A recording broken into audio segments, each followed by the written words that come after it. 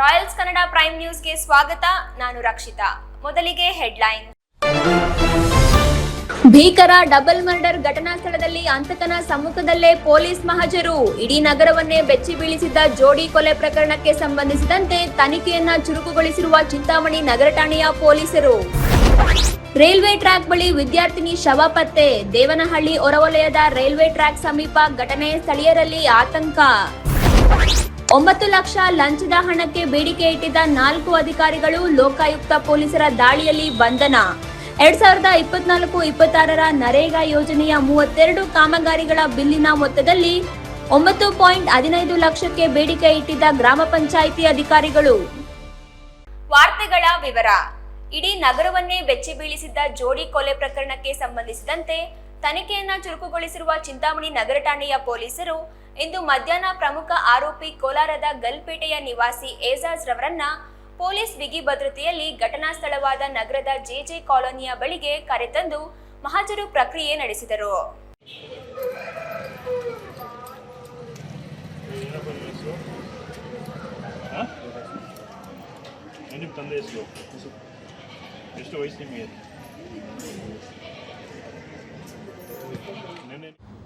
ಇಡೀ ನಗರವನ್ನೇ ಬೆಚ್ಚಿ ಬೀಳಿಸಿದ್ದ ಜೋಡಿ ಕೊಲೆ ಪ್ರಕರಣಕ್ಕೆ ಸಂಬಂಧಿಸಿದಂತೆ ತನಿಖೆಯನ್ನ ಚುರುಕುಗೊಳಿಸಿರುವ ಚಿಂತಾಮಣಿ ನಗರ ಠಾಣೆಯ ಪೊಲೀಸರು ಇಂದು ಮಧ್ಯಾಹ್ನ ಪ್ರಮುಖ ಆರೋಪಿ ಕೋಲಾರದ ಗಲ್ಪೇಟೆಯ ನಿವಾಸಿ ಏಜಾಜ್ ರವರನ್ನ ಪೊಲೀಸ್ ಬಿಗಿ ಭದ್ರತೆಯಲ್ಲಿ ಘಟನಾ ಸ್ಥಳವಾದ ನಗರದ ಜೆಜೆ ಕಾಲೋನಿಯ ಬಳಿಗೆ ಕರೆತಂದು ಮಹಜರು ಪ್ರಕ್ರಿಯೆ ನಡೆಸಿದರು. ಸೋಮವಾರ ಬೆಳಿಗ್ಗೆ ಪತ್ನಿ ಶಮಾ ಮತ್ತು ನಾದಿನಿ ರೇಷ್ಮರವರನ್ನ ಕತ್ತು ಕೊಯ್ದ ಕೊಲೆಯ ತನಿಖೆ ನಡೆಸುತ್ತಿರುವ ವಿಶೇಷ ಪೊಲೀಸ್ ತಂಡ ಕಾನೂನು ಸುವ್ಯವಸ್ಥೆಯ ಹಿತದೃಷ್ಟಿಯಿಂದ ಮಂಗಳವಾರ ಮಧ್ಯಾಹ್ನ ಕೊಲೆ ಮಾಡಿದ ಸ್ಥಳಕ್ಕೆ ಹಿರಿಯ ಅಧಿಕಾರಿಗಳ ಸಮ್ಮುಖದಲ್ಲಿ ಈ ಕಾರ್ಯಾಚರಣೆ ನಡೆಯಿತು.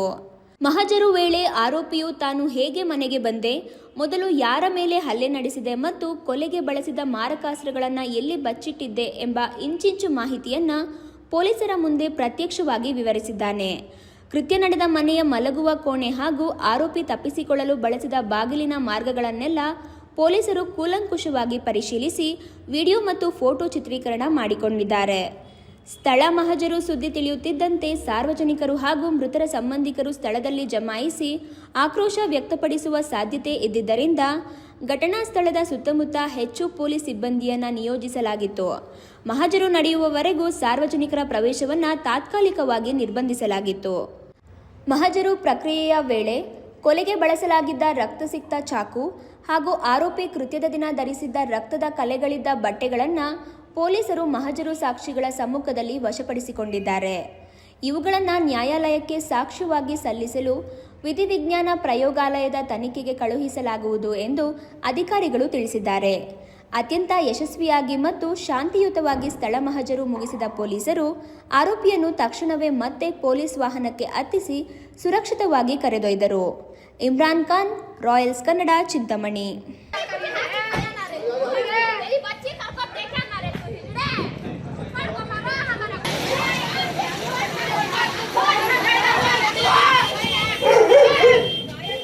ದೇವನಹಳ್ಳಿ ಹೊರವಲಯದಲ್ಲಿ 15 ವರ್ಷದ ವಿದ್ಯಾರ್ಥಿನಿಯೊಬ್ಬಳ ಶವ ರೈಲ್ವೆ ಟ್ರ್ಯಾಕ್ ಸಮೀಪ ಪತ್ತೆಯಾಗಿರುವ ಘಟನೆ ಸ್ಥಳೀಯರಲ್ಲಿ ಆತಂಕ ಮತ್ತು ದುಃಖವನ್ನ ಉಂಟುಮಾಡಿದೆ.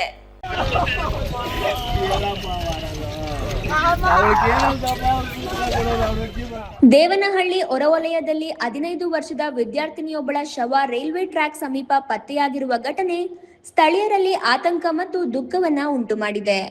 ದೇವನಹಳ್ಳಿ ಹೊರವಲಯದ ಚಿಕ್ಕಸಣ್ಣೆ ಡಾಬಾ ಗೇಟ್ ಬಳಿ ಹಾದು ಹೋಗುವ ರೈಲ್ವೆ ಟ್ರ್ಯಾಕ್ ಪಕ್ಕದಲ್ಲಿ ವಿದ್ಯಾರ್ಥಿನಿ ದೀಪಿಕಾ ಅವರ ಮೃತದೇಹ ಪತ್ತೆಯಾಗಿದೆ.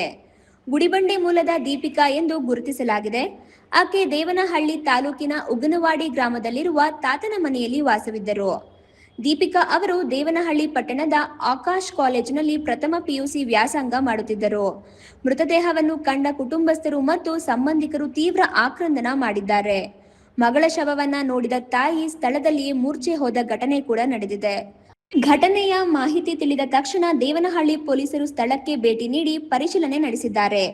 ಮೃತದೇಹವನ್ನ ವಶಪಡಿಸಿಕೊಂಡು ತನಿಖೆ ಮುಂದುವರೆಸಿದ್ದಾರೆ.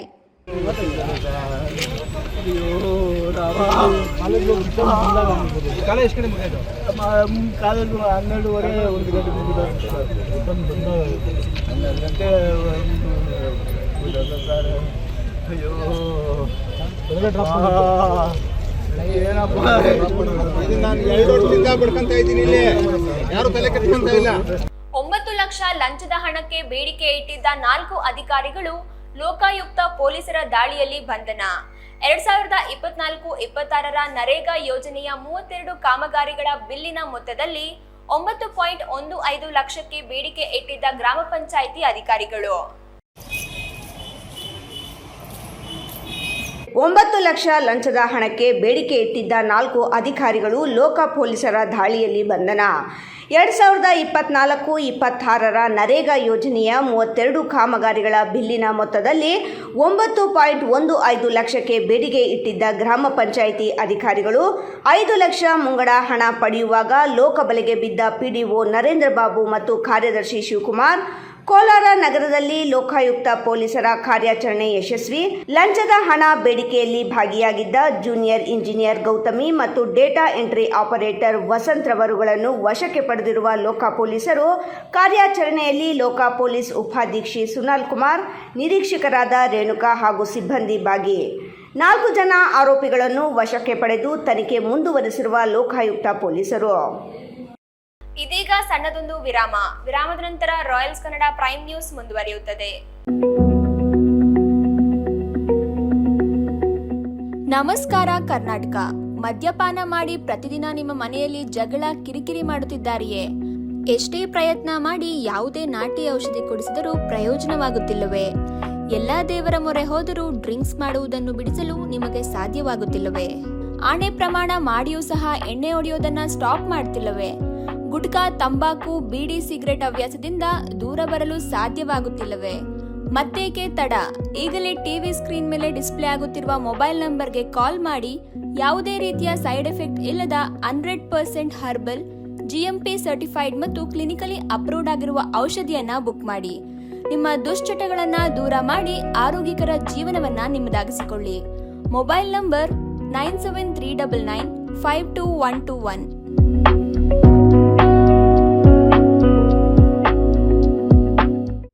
ವಿರಾಮದ ನಂತರ ರಾಯಲ್ಸ್ ಕನ್ನಡ ಪ್ರೈಮ್ ನ್ಯೂಸ್ಗೆ ಸ್ವಾಗತ.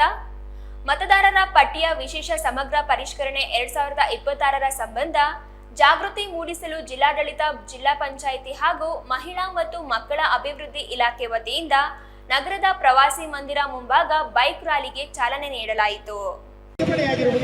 ಮಾಡಿ ಮತದಾರರ ಪಟ್ಟಿಯಲ್ಲಿ ಸೇರಬೇಕು ಅಂತ ನಮ್ಮಲ್ಲಿ ಕಳಕಳಿಯಿಂದ ಮನವಿ ಮಾಡಿಕೊಂಡಿದ್ದೇವೆ. ಇದು ಏನಿವತ್ತು ಕರ್ನಾಟಕ ಸರ್ಕಾರ ಜಿಲ್ಲಾಡಳಿತ, ಜಿಲ್ಲಾ ಪಂಚಾಯಿತಿ ಮತದಾರರ ಪಟ್ಟಿಗಳ ವಿಶೇಷ ಸಮಗ್ರ ಪರಿಷ್ಕರಣೆಯನ್ನ ನಗರದ ಪ್ರವಾಸಿ ಮಂದಿರ ವೃತ್ತ, ಬಂಗಾರಪೇಟೆ ವೃತ್ತ, ಡೂಮ್ ಲೈಟ್ ಸರ್ಕಲ್, ಕ್ಲಾಕ್ ಟವರ್, ಹೊಸ ಬಸ್ ನಿಲ್ದಾಣ ವೃತ್ತ, ಮೆಕ್ಕೆ ವೃತ್ತ ಹಾಗೂ ರಂಗಮಂದಿರದವರೆಗೆ ದ್ವಿಚಕ್ರ ವಾಹನಗಳ ಮೂಲಕ ಮತದಾನದ ಅರಿವು ಹಾಗೂ ಜಾಗೃತಿಯನ್ನು ಸಾರ್ವಜನಿಕರಿಗೆ ಮೂಡಿಸಲಾಯಿತು. ಈ ವೇಳೆ ರಾಯಲ್ಸ್ ಕನ್ನಡದೊಂದಿಗೆ ಮಾತನಾಡಿದ ಮಹಿಳಾ ಮತ್ತು ಮಕ್ಕಳ ಅಭಿವೃದ್ಧಿ ಇಲಾಖೆಯ ಸಹಾಯಕ ನಿರ್ದೇಶಕ ನಾರಾಯಣಸ್ವಾಮಿ ಅವರು, ಸಂವಿಧಾನದ ಅಡಿಯಲ್ಲಿ ಪ್ರತಿಯೊಬ್ಬರು ಮತದಾನದ ಹಕ್ಕನ್ನು ಪಡೆಯಬೇಕೆಂಬ ಉದ್ದೇಶದಿಂದ ಚುನಾವಣಾ ಆಯೋಗ ಮತದಾರರ ಪಟ್ಟಿ ವಿಶೇಷ ಸಮಗ್ರ ಪರಿಷ್ಕರಣೆ ಮಾಡುತ್ತಿದ್ದು, ಅರ್ಹ ಮತದಾರರು ಕಡ್ಡಾಯವಾಗಿ ತಮ್ಮ ಹೆಸರನ್ನು ನೋಂದಣಿ ಮಾಡಿಕೊಳ್ಳಬೇಕು ಎಂದು ತಿಳಿಸಿದರು. ಪಟ್ಟಿ ಪರಿಷ್ಕರಣೆಯನ್ನು ಇವತ್ತು ಮಹಿಳಾ ಮತ್ತು ಮಕ್ಕಳ ಅಭಿವೃದ್ಧಿ ಇಲಾಖೆ, ವಿಕಲಚೇತನರ ಮತ್ತು ಸಬಲೀಕರಣ ಇಲಾಖೆ, ಅಂಗವಿಕಲರ ಕಲ್ಯಾಣ ಇಲಾಖೆ ಹಾಗೂ ಮಹಿಳಾ ಅಭಿವೃದ್ಧಿ ನಿಗಮ ಹಾಗೂ ಜಿಲ್ಲಾಡಳಿತ, ಜಿಲ್ಲಾ ಪಂಚಾಯಿತಿ ಹಾಗೂ ಇತರ ಸಂಘ ಸಂಸ್ಥೆಗಳ ಸಂಯುಕ್ತ ಆಶ್ರಯದಲ್ಲಿ ಇವತ್ತು ಮತದಾರರ ಪಟ್ಟಿ ಸಮಗ್ರ ಪರಿಷ್ಕರಣೆ ಯಾವ ರೀತಿ ಮಾಡಬೇಕನ್ನೋದ್ರ ಮುಖಾಂತರ ಸ್ವೀಪ್ ಮುಖಾಂತರ ನಾವು ಜಾಥಾ ಕಾರ್ಯಕ್ರಮವನ್ನು ಬೈಕ್ ಮುಖಾಂತರ ಹಮ್ಮಿಕೊಂಡಿದ್ರಿ. ಈ ಕಾರ್ಯಕ್ರಮದಲ್ಲಿ ಸುಮಾರು 150 ಬೈಕುಗಳನ್ನು ನಾವು ತಂದು ತರಿಸಿ ಬೈಕ್ ಮುಖಾಂತರ ಇಲ್ಲಿಂದ ಹೊರಟು, ಐಬಿಯಿಂದ ಹೊರಟು ಡೂಮ್ ಲೈಟ್ ಸರ್ಕಲ್ಲು, ಆನಂತರ ಬಂದು ಟವರು ಕ್ಲಾಕು, ಆನಂತರ ಬಸ್ ಸ್ಟ್ಯಾಂಡು, ಆನಂತರ ಬಂದು ಮೆಕ್ಕೆ ಸರ್ಕಲ್ಲು, ನಂತರ ಬಂದು ಲಾಸ್ಟ್ ಎಂಡ್ ಬಂದು ರಂಗಮಂದಿರದಲ್ಲಿ ಆಗುತ್ತೆ. ಈ ಸುಮಾರು 300 ಜನ ಇದರಲ್ಲಿ ಪಾರ್ಟಿಸಿಪೇಟ್ ಮಾಡಿದ್ದಾರೆ. ಇದರ ಮುಖ್ಯ ಉದ್ದೇಶ ಇಷ್ಟೇ ಇದೆ, ಪ್ರತಿಯೊಬ್ಬರಿಗೂ ಕೂಡ ಯಾವುದೇ ಕಾರಣಕ್ಕೂ ಮತದಾರ ಪಟ್ಟಿಯಿಂದ ಯಾವುದೇ ಕಾರಣಕ್ಕೂ ಅವರ ಹೆಸರು ಬಿಡುವಂಗಿಲ್ಲ. ಮತ್ತು ಇದು ಯಾವ ರೀತಿ 2002ರಲ್ಲಿ ಏನಿದೆ ಅದರ ಆಧಾರದ ಮೇಲೆ ಇವತ್ತು ಪರಿಷ್ಕರಣೆ ಆಗ್ತಾಯಿದೆ. ಅದನ್ನು ಪ್ರತಿಯೊಬ್ಬರೂ ಕೂಡ ಮತದಾರರು ಪ್ರತಿಯೊಬ್ಬರು ಕೂಡ ಇದರಲ್ಲಿ ಭಾಗವಹಿಸಬೇಕಂತ ಹೇಳಿ ಸ್ವೀಪ್ ಮುಖಾಂತರ ಜಾಗೃತಿಯನ್ನು ಮೂಡಿಸ್ತಾ ಇದ್ದೇನೆ. ಮತದಾನದ ಬಗ್ಗೆ ಅರಿವು ಜಾಗೃತಿ ಮೂಡಿಸಲು ಜಿಲ್ಲಾಡಳಿತ ವತಿಯಿಂದ ದ್ವಿಚಕ್ರ ವಾಹನಗಳ ಜಾಥಾ ನಡೆಸಲಾಗುತ್ತಿದ್ದು, ಸಾರ್ವಜನಿಕರು ತಪ್ಪದೆ ಮತದಾನದ ಪರಿಷ್ಕರಣೆಯಲ್ಲಿ ತಮ್ಮ ಹೆಸರುಗಳನ್ನು ನೋಂದಾಯಿಸಿಕೊಳ್ಳಿ ಎಂದು ಮನವಿ ಮಾಡಿದರು. ಅಂಜೆ ವಿಜಯ್, ರಾಯಲ್ಸ್ ಕನ್ನಡ, ಕೋಲಾರ. ಸಾರ್ವಜನಿಕರಿಗೆ ತಹಶೀಲ್ದಾರ್ ಕಚೇರಿಯಲ್ಲಿ ಮನವಿ ಸಲ್ಲಿಸಲು ನಿರ್ದಿಷ್ಟ ಸಮಯ ನಿಗದಿ ಮಾಡುವುದು ಸರಿಯಲ್ಲ. ಇದು ಸಾರ್ವಜನಿಕರ ತುರ್ತು ಕೆಲಸಗಳಿಗೆ ಅಡ್ಡಿಯಾಗುತ್ತದೆ. ಸರ್ಕಾರಿ ಕಚೇರಿಗಳಲ್ಲಿ ಕೆಲಸದ ಅವಧಿಯ ಪೂರ್ತಿ ಮನವಿ ಸ್ವೀಕರಿಸಬೇಕೆಂದು ಆಗ್ರಹಿಸಿ ನಮ್ಮ ಕರ್ನಾಟಕ ಸೇನೆ ಜಿಲ್ಲಾಧಿಕಾರಿಗಳ ಕಚೇರಿ ಮುಂದೆ ಮಂಗಳವಾರ ಪ್ರತಿಭಟನೆ ನಡೆಸಿ ಅಪರ ಜಿಲ್ಲಾಧಿಕಾರಿ ಮಂಗಳ ಅವರಿಗೆ ಮನವಿ ಸಲ್ಲಿಸಿದರು. ರೈತರ ಪರ ಹೋರಾಟಕ್ಕೆ, ಪ್ರಗತಿ ಪರ ಹೋರಾಟಕ್ಕೆ, ವಿದ್ಯಾರ್ಥಿ ಪರ ಹೋರಾಟಕ್ಕೆ, ಕನ್ನಡ ಕನ್ನಡ ಕನ್ನಡ ಕನ್ನಡ. ಕೋಲಾರ ಸಾರ್ವಜನಿಕರಿಗೆ ತಹಸೀಲ್ದಾರ್ ಕಚೇರಿಯಲ್ಲಿ ಮನವಿ ಸಲ್ಲಿಸಲು ನಿರ್ದಿಷ್ಟ ಸಮಯ ನಿಗದಿ ಮಾಡುವುದು ಸರಿಯಲ್ಲ. ಇದು ಸಾರ್ವಜನಿಕರ ತುರ್ತು ಕೆಲಸಗಳಿಗೆ ಅಡ್ಡಿಯಾಗುತ್ತದೆ. ಸರ್ಕಾರಿ ಕಚೇರಿಗಳಲ್ಲಿ ಕೆಲಸದ ಅವಧಿಯ ಪೂರ್ತಿ ಮನವಿ ಸ್ವೀಕರಿಸಬೇಕೆಂದು ಆಗ್ರಹಿಸಿ ನಮ್ಮ ಕರ್ನಾಟಕ ಸೇನೆ ಜಿಲ್ಲಾಧಿಕಾರಿಗಳ ಕಚೇರಿ ಮುಂದೆ ಮಂಗಳವಾರ ಪ್ರತಿಭಟನೆ ನಡೆಸಿ ಅಪರ ಜಿಲ್ಲಾಧಿಕಾರಿ ಮಂಗಳಾರವರಿಗೆ ಮನವಿ ಸಲ್ಲಿಸಿದರು. ಈ ವೇಳೆ ನಮ್ಮ ಕರ್ನಾಟಕ ಸೇನೆ ರಾಜ್ಯ ಪ್ರಧಾನ ಕಾರ್ಯದರ್ಶಿ ಚಾಕನಹಳ್ಳಿ ನಾಗರಾಜು ಮಾತನಾಡಿ, ಜಿಲ್ಲೆಯ ಎಲ್ಲ ತಾಲೂಕು ಆಡಳಿತಗಳ ಕಚೇರಿಯಲ್ಲಿ ಸಾರ್ವಜನಿಕರು ತಮ್ಮ ಸಮಸ್ಯೆ ಬಗೆಹರಿಸಿಕೊಳ್ಳಲು ಮನವಿ ನೀಡುವ ಸಮಯವನ್ನು ಮಧ್ಯಾಹ್ನ 3 ಗಂಟೆಯಿಂದ ಸಂಜೆ 5ರವರೆಗೆ ನಿಗದಿಪಡಿಸಿ ಜಿಲ್ಲಾಧಿಕಾರಿ ಆದೇಶ ಹೊರಡಿಸಿರುವುದು ಸಮಂಜಸವಲ್ಲ ಎಂದು ಆಗ್ರಹಿಸಿದರು. ತಾಲೂಕು ತಹಸೀಲ್ದಾರ್ ಕಚೇರಿಗಳಿಗೆ ರೈತರು, ಗ್ರಾಮಗಳಿಂದ ಬರುವ ಸಾರ್ವಜನಿಕರಿಗೆ ನಿಗದಿ ಸಮಯದಿಂದ ತೊಂದರೆಯಾಗುತ್ತದೆ. ಹಳ್ಳಿಗಳಿಗೆ ಸರಿಯಾದ ಸಾರಿಗೆ ವ್ಯವಸ್ಥೆ ಇರುವುದಿಲ್ಲ. ಮಧ್ಯಾಹ್ನ ಬಿಸಿಲಿನ ತಾಪವು ಹೆಚ್ಚಿರುತ್ತದೆ. ಕಚೇರಿಗಳಲ್ಲಿ ವಿಶ್ರಾಂತಿ ಪಡೆಯಲು ಜಾಗ ಇರುವುದಿಲ್ಲ. ತಮ್ಮ ಸಮಸ್ಯೆಗಳನ್ನು ಮನವಿ ಮೂಲಕ ಅಧಿಕಾರಿಗಳಿಗೆ ನೀಡಲು ಇಂತಹ ಸಮಯವೆಂದು ನಿಗದಿಪಡಿಸಿರುವುದು ಸೂಕ್ತವಲ್ಲ. ಸಾರ್ವಜನಿಕರ ಕೆಲಸ ಮಾಡುವುದು ಅಧಿಕಾರಿಗಳ ಕರ್ತವ್ಯ. ಅದಕ್ಕೆ ಸಮಯದ ಮಿತಿ ಇರಬಾರದೆಂದು ಆಕ್ರೋಶ ವ್ಯಕ್ತಪಡಿಸಿದರು. ಜಿಲ್ಲಾಡಳಿತಕ್ಕೆ ಮನವಿ ಸಲ್ಲಿಸಲು ಸಮಯ ನಿಗದಿಪಡಿಸಿರುವುದು ಸೂಕ್ತವಾದರೂ ತಾಲೂಕು ಆಡಳಿತಗಳಿಗೆ ಸರಿಹೊಂದುವುದಿಲ್ಲ. ಸರ್ಕಾರಿ ಕಚೇರಿಗಳಲ್ಲಿ ಕೆಲಸದ ಅವಧಿಯ ಪೂರ್ತಿ ಮನವಿ ಸ್ವೀಕರಿಸಬೇಕು. ಆದ್ದರಿಂದ ಜಿಲ್ಲಾಧಿಕಾರಿಗಳು ತಕ್ಷಣ ಆದೇಶವನ್ನು ಹಿಂಪಡೆದು ಹಳ್ಳಿಗಾಡಿನ ಸಾರ್ವಜನಿಕರಿಗೆ, ರೈತರಿಗೆ ಅನುಕೂಲ ಮಾಡಿಕೊಡಬೇಕೆಂದು ಕೋರಿದರು. ನಮ್ಮ ಮನವಿಗೆ ಸ್ಪಂದಿಸದಿದ್ದರೆ ಮುಂದಿನ ದಿನಗಳಲ್ಲಿ ಜಿಲ್ಲಾಡಳಿತದ ಕಚೇರಿ ಮುಂದೆ ನೂರಾರು ಸಂಖ್ಯೆಯಲ್ಲಿ ಆಗಮಿಸಿ ನಮ್ಮ ಕರ್ನಾಟಕ ಸೇನೆಯಿಂದ ಪ್ರತಿಭಟನೆ ನಡೆಸಲಾಗುವುದು ಎಂದು ಎಚ್ಚರಿಕೆ ನೀಡಿದರು. ವತಿಯಿಂದ ಕೋಲಾರ ಜಿಲ್ಲೆ ನಮ್ಮ ರಾಜ್ಯ ಅಧ್ಯಕ್ಷರಾದ ಬಸವರಾಜ ಪಟ್ಟಣವರ ಆದೇಶದ ಮೇರೆಗೆ ಏನು ಇವತ್ತು ಮಾನ್ಯ ಜಿಲ್ಲಾಧಿಕಾರಿಗಳಿಗೆ ಮನವಿ ಕೊಡ್ತಾ ಇದ್ದೀವಿ. ಆ ಮನವಿ ಏನಂತಂದರೆ, ರೈತರ ಏನು ತಾಲೂಕು ಆಡಳಿತಗಳಲ್ಲಿ ರೈತರ ಪರದಾಟ ನೋಡಿ ನಮಗೆ ಬೇಸತ್ತು. ಏನು ರೈತರು ಪರದಾಟ ಅಂತಂದರೆ, ತಾಲೂಕು ಆಡಳಿತ ಮಟ್ಟದಲ್ಲಿ ಸಮಯ ನಿಗದಿ ಮಾಡಿದ್ದಾರೆ. 3 ಗಂಟೆ ಸಮಯದ ಮೇಲೆ ರೈತರು ಬಂದು ನಿಮ್ಮ ಅಹವಾಲುಗಳನ್ನು ಸ್ವೀಕರಿಸಿ ಬಗೆಹರಿಸ್ಕೊಳ್ಬೇಕು ಅಂತೇಳಿ. ಆದರೆ ಬಗೆಹರಿಸ್ಕೊಳ್ಬೇಕಂತಂದರೆ ವಯಸ್ಸಾದವರು 60 ವರ್ಷ 70 ವರ್ಷ ವಯಸ್ಸಾದವರು ಬರ್ತಾರೆ, ಕುಂಟರು ಬರ್ತಾರೆ, ಅಂಗವಿಕಲರು ಬರ್ತಾರೆ, ಆಮೇಲೆ ತೀರಾ ನಿರ್ಗತಿಗಳು ಬರ್ತಾರೆ. ಬಸ್ಸು ವ್ಯವಸ್ಥೆಗಳು ಸರಿಯಾದ ರೀತಿಯಲ್ಲಿ ಹಳ್ಳಿಗಳ ಕಡೆಯಿಂದ ಇರಲ್ಲ. ಅವರು 11 ಗಂಟೆ ಬಸ್ ಇದೆಯಪ್ಪ, ನಾವು 11 ಗಂಟೆಗೆ ಹೋಗಬೇಕು ಅಂತಾರೆ. ಈಗ 11 ಗಂಟೆಗೆ ಬಂದಾಗ ತಿರುಗಿ ಹೋಗೋಕ್ಕೆ ಬಸ್ಸು ಅವರು 3 ಗಂಟೆಗೂ 4 ಗಂಟೆಗೆ ಇರ್ತದೆ. ಸಮಯ 3 ಗಂಟೆಗೆ ಬಂದಮೇಲೆ ಬಸ್ಸು ಅವ್ರಿಗೆ ಹೋಗೋಕ್ಕೆ ವಾಪಸ್ ಹೋಗೋಕ್ಕೆ ಬಸ್ಗಳಿರಲ್ಲ. ಅದು ತುಂಬ ಅನಾನುಕೂಲ ಆಗ್ತಾಯಿದೆ ಸಾರ್ವಜನಿಕರಿಗೆ. ಅದೊಂದು ಮನವಿ. ಮತ್ತು ಯಾವುದೇ ರೀತಿ ತಾಲೂಕು ಆಡಳಿತದಲ್ಲಿ ಈ 3 ಗಂಟೆ ಸಮಯ ಅನ್ನೋದು ತಾಲೂಕು ಆಡಳಿತಕ್ಕೆ ಸಂಬಂಧಪಟ್ಟ ಅವಶ್ಯಕತೆ ಇರಲಿಲ್ಲ. ಯಾಕೆ ಅಂತಂದರೆ ಜಿಲ್ಲಾಡಳಿತಕ್ಕೆ ಸಂಬಂಧಪಡ್ತದೆ. 3 ಗಂಟೆ ಸಮಯ ಸಾರ್ವಜನಿಕರು ಭೇಟಿ ಆಗಬೇಕು ಅಂತ ಹೇಳ್ಬಿಟ್ಟು ಯಾವುದೇ ಒಂದು ಆದೇಶದಲ್ಲಿ ಇಲ್ಲ. ಅದು ಜಿಲ್ಲಾಡಳಿತಕ್ಕೆ ಸಂಬಂಧಪಟ್ಟಿದೆ ಹೊರತು ತಾಲೂಕು ಆಡಳಿತದಲ್ಲಿ ಬರೋಲ್ಲ. ಆದ ಕಾರಣ ನಾವು ಇವತ್ತು ಏನು ಈ ಒಂದು ಆದೇಶವನ್ನು ಹಿಂಪಡೆಯಲಿಕ್ಕೆ ಮಾನ್ಯ ಜಿಲ್ಲಾಧಿಕಾರಿಗಳಿಗೆ ಏನು ಮನವಿ ಕೊಟ್ಟಿದ್ದೀರೋ, ಅದು ಯಾವುದೇ ಕಾರಣಕ್ಕಾಗಲಿ ತಾಲೂಕು ಆಡಳಿತ, ನಮ್ಮ ಮಾಲೂರು ತಾಲೂಕು ಒಂದೇ ಅಲ್ಲ, ಎಲ್ಲ ತಾಲೂಕುಗಳು ಅನ್ವಯಿಸ್ತೀವಿ. ಎಲ್ಲ ತಾಲೂಕು ಅನಿಸ್ತದೆ. ನಮ್ಮ ಮಾಲೂರು ತಾಲೂಕು ಒಂದೇ ಅಂತೆಲ್ಲ ನಾವು ಮಾಡ್ತಾ ಇಲ್ಲ, ಮನವಿ ಕೊಡ್ತಾ ಇಲ್ಲ. ಇಡೀ ಕೋಲಾರ ಜಿಲ್ಲೆಯಲ್ಲಿ ಯಾವ್ಯಾವ ತಾಲೂಕುಗಳು ಎಲ್ಲ ತಾಲೂಕುಗಳು ಅನ್ವಯಿಸ್ತೀವಿ. ಕಾರಣ ಇಷ್ಟೇ, ರೈತರಿಗೆ, ವಯಸ್ಸಾದವರಿಗೆ ತೊಂದರೆ ಆಗ್ತಾಯಿದೆ. ಆ ಸಮಯ 3 ಗಂಟೆ ಸರಳ ಮಾಡಬೇಕು. ಸರಳ ಇದ್ದಿದ್ದಲ್ಲಿ ರೈತರಿಗೆ ಅನುಕೂಲವಾಗ್ತದೆ. ಇಲ್ಲ ಸಮಯ 3 ಗಂಟೆಗೆ ಅಂತಂದರೆ ರೈತರಿಗೆ ತೊಂದರೆ ಆಗ್ತದೆ. ನಮ್ಮ ಕರ್ನಾಟಕ ಸೇನೆ ವತಿಯಿಂದ ನಾವು ಮುಂದಿನ ದಿನಗಳಲ್ಲಿ ಮಾನ್ಯ ಜಿಲ್ಲಾಧಿಕಾರಿ ಕಚೇರಿ ಮುಂದೆ ಉಗ್ರವಾದ ಹೋರಾಟವನ್ನು ಹಮ್ಮಿಕೊಳ್ಳೋಕ್ಕೆ ನಾವು ತಯಾರಿ. ಈ ಸಂದರ್ಭದಲ್ಲಿ ನಮ್ಮ ಕರ್ನಾಟಕ ಸೇನೆಯ ರಾಜ್ಯ ಸಂಚಾಲಕ ಕೋಡೂರು ಗೋಪಾಲ್, ರಾಜ್ಯ ಉಪಾಧ್ಯಕ್ಷ ಆಟೋ ಶ್ರೀನಿವಾಸ್, ಮಾಲೂರು ತಾಲೂಕು ಅಧ್ಯಕ್ಷ ಮಾದನಹಟ್ಟಿ ರವಿ, ಪದಾಧಿಕಾರಿಗಳಾದ ಎಸ್ಎಂ ರಾಜು, ಆಂಜಿ ಕನ್ನಡಿಗ, ಕೆಎನ್ ಜಗದೀಶ್, ಡಿಎನ್ ಗೋಪಾಲ್, ಮಂಗಾಪುರ ಸ್ವಾಮಿ, ಚನ್ನಕೃಷ್ಣ ದಸ್ತಗಿರಿ, ಜಬಿಯುಲ್ಲಾ, ಅವಿನಾಶ್, ರಾಮಣ್ಣ, ಮಂಜುನಾಥ್, ಡಿಕೆವಿ ಗೌಡ, ರಮೇಶ್, ವೆಂಕಟೇಶ್ ಹಾಗೂ ಮತ್ತಿತರರು ಭಾಗವಹಿಸಿದ್ದರು. ಅಂಚೆ ವಿಜಯ್, ರಾಯಲ್ಸ್ ಕನ್ನಡ, ಕೋಲಾರ. ಗುಡಿಬಂಡೆ ಪಟ್ಟಣದ 1ನೇ ವಾರ್ಡ್ ಇಂದಿರಾನಗರದಲ್ಲಿ ಮೂಲಭೂತ ಸೌಲಭ್ಯಗಳ ನಿರ್ಲಕ್ಷ್ಯದಿಂದ ಸಾರ್ವಜನಿಕರು ದಿನನಿತ್ಯ ನರಕಯಾತನೆ ಅನುಭವಿಸುವಂತಾಗಿದೆ. ಖಾಸಗಿ ವ್ಯಕ್ತಿಯೊಬ್ಬರ ಮನೆಯ ಸೆಪ್ಟಿಕ್ ಟ್ಯಾಂಕ್ನಿಂದ ಹೊರಬರುತ್ತಿರುವ ಮಲಮೂತ್ರ ರಸ್ತೆ ಮೇಲೆ ಹರಿಯುತ್ತಿದ್ದು ಇಡೀ ಪ್ರದೇಶ ದುರ್ವಾಸನೆಯಿಂದ ಕೂಡಿದೆ.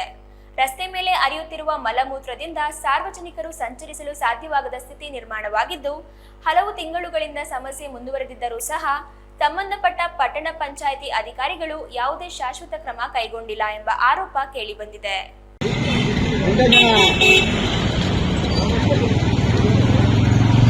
ಗುಡಿಬಂಡೆ ಪಟ್ಟಣದ 1ನೇ ವಾರ್ಡ್ನ ಇಂದಿರಾನಗರದಲ್ಲಿ ಮೂಲಭೂತ ಸೌಲಭ್ಯಗಳ ನಿರ್ಲಕ್ಷ್ಯದಿಂದ ಸಾರ್ವಜನಿಕರು ದಿನನಿತ್ಯ ನರಕಯಾತನೆ ಅನುಭವಿಸುವಂತಾಗಿದೆ.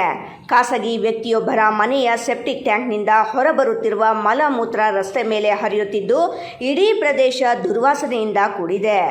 ರಸ್ತೆ ಮೇಲೆ ಹರಿಯುತ್ತಿರುವ ಮಲಮೂತ್ರದಿಂದ ಸಾರ್ವಜನಿಕರು ಸಂಚರಿಸಲು ಸಾಧ್ಯವಾಗದ ಸ್ಥಿತಿ ನಿರ್ಮಾಣವಾಗಿದ್ದು, ಹಲವು ತಿಂಗಳುಗಳಿಂದ ಸಮಸ್ಯೆ ಮುಂದುವರೆದಿದ್ದರೂ ಸಂಬಂಧಪಟ್ಟ ಪಟ್ಟಣ ಪಂಚಾಯಿತಿ ಅಧಿಕಾರಿಗಳು ಯಾವುದೇ ಶಾಶ್ವತ ಕ್ರಮ ಕೈಗೊಂಡಿಲ್ಲ ಎಂಬ ಆರೋಪ ಕೇಳಿಬಂದಿದೆ. ಸ್ಥಳೀಯ ನಿವಾಸಿಗಳು ಹಲವು ಬಾರಿ ಪಟ್ಟಣ ಪಂಚಾಯಿತಿ ಹಾಗೂ ಸಂಬಂಧಪಟ್ಟ ಅಧಿಕಾರಿಗಳ ಗಮನಕ್ಕೆ ಈ ಸಮಸ್ಯೆಯನ್ನು ತಂದಿದ್ದರೂ ಸ್ಥಳ ಪರಿಶೀಲನೆ ನಡೆಸಿ ಸಮಸ್ಯೆ ಬಗೆಹರಿಸುವಲ್ಲಿ ಅಧಿಕಾರಿಗಳು ವಿಫಲರಾಗಿದ್ದಾರೆ ಎಂದು ಸಾರ್ವಜನಿಕರು ಆಕ್ರೋಶ ವ್ಯಕ್ತಪಡಿಸಿದ್ದಾರೆ. ಇದರಿಂದ ಇಡೀ ವಾರ್ಡ್ನ ನಿವಾಸಿಗಳು ಆರೋಗ್ಯದ ಭೀತಿಯಲ್ಲೇ ಬದುಕುವಂತಾಗಿದೆ. ಅತ್ಯಂತ ಕಳವಳಕಾರಿ ಸಂಗತಿ ಎಂದರೆ ಇದೇ ರಸ್ತೆಯಲ್ಲಿ ನಲಿ ಕಲಿ ಶಾಲೆ ಕಾರ್ಯನಿರ್ವಹಿಸುತ್ತಿದ್ದು, ಪುಟ್ಟ ಮಕ್ಕಳು ಪ್ರತಿದಿನ ಶಾಲೆಗೆ ಹೋಗಲು ಮತ್ತು ಮನೆಗೆ ಮರಳಲು ಮಲಮೂತ್ರ ಹರಿಯುತ್ತಿರುವ ರಸ್ತೆಯನ್ನೇ ತುಳಿದುಕೊಂಡು ದಾರುಣ ಪರಿಸ್ಥಿತಿ ನಿರ್ಮಾಣವಾಗಿದೆ.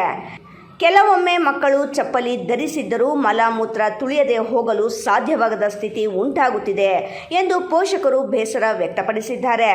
ಸ್ವಚ್ಛತೆ, ಆರೋಗ್ಯ ಮತ್ತು ಉತ್ತಮ ಪರಿಸರದ ಬಗ್ಗೆ ಮಕ್ಕಳಿಗೆ ಪಾಠ ಹೇಳುವ ಸರ್ಕಾರವೇ ಶಾಲೆಗೆ ಹೋಗುವ ದಾರಿಯಲ್ಲಿರುವ ಇಂತಹ ಗಂಭೀರ ಸಮಸ್ಯೆಗಳನ್ನು ಕಡೆಗಣಿಸುತ್ತಿದೆಯೇ ಎಂಬ ಪ್ರಶ್ನೆ ಸಾರ್ವಜನಿಕರಲ್ಲಿ ಮೂಡಿದೆ. ಇದೇ ರಸ್ತೆಯ ಮೂಲಕ ತಾಲೂಕು ಆಸ್ಪತ್ರೆಗೆ ಚಿಕಿತ್ಸೆಗಾಗಿ ಬರುವ ರೋಗಿಗಳು, ಗರ್ಭಿಣಿಯರು, ವೃದ್ಧರು, ವಿದ್ಯಾರ್ಥಿ ನಿಲಯ ವಿದ್ಯಾರ್ಥಿಗಳು, ಅಗ್ನಿಶಾಮಕ ಠಾಣೆಯ ಸಿಬ್ಬಂದಿ ಸೇರಿದಂತೆ ನೂರಾರು ಜನರು ಪ್ರತಿದಿನ ಓಡಾಡುತ್ತಾರೆ. ದುರ್ವಾಸನೆಯಿಂದ ಮೂಗು ಮುಚ್ಚಿಕೊಂಡೇ ಮಲಮೂತ್ರ ಹರಿಯುತ್ತಿರುವ ರಸ್ತೆಯನ್ನು ದಾಟಬೇಕಾದ ಪರಿಸ್ಥಿತಿ ಎದುರಾಗಿದ್ದು, ಇದು ಸಾರ್ವಜನಿಕ ಆರೋಗ್ಯಕ್ಕೆ ಗಂಭೀರ ಅಪಾಯ ಉಂಟು ಮಾಡುತ್ತಿದೆ. ಕಳೆದ ಹಲವು ತಿಂಗಳುಗಳಿಂದ ಮಲಮೂತ್ರ ರಸ್ತೆ ಮೇಲೆ ನಿಂತು ಹರಿಯುತ್ತಿರುವುದರಿಂದ ಸೊಳ್ಳೆಗಳ ಉತ್ಪತ್ತಿ ಹೆಚ್ಚಾಗಿದೆ. ಜೊತೆಗೆ ನೊಣಗಳ ಕಾಟವು ಹೆಚ್ಚಾಗಿದ್ದು, ಡೆಂಗ್ಯೂ, ಮಲೇರಿಯಾ, ಕಾಲರಾ, ಟೈಫಾಯ್ಡ್ ಸೇರಿದಂತೆ ವಿವಿಧ ಸಾಂಕ್ರಾಮಿಕ ರೋಗಗಳು ಹರಡುವ ಭೀತಿ ಎದುರಾಗಿದೆ.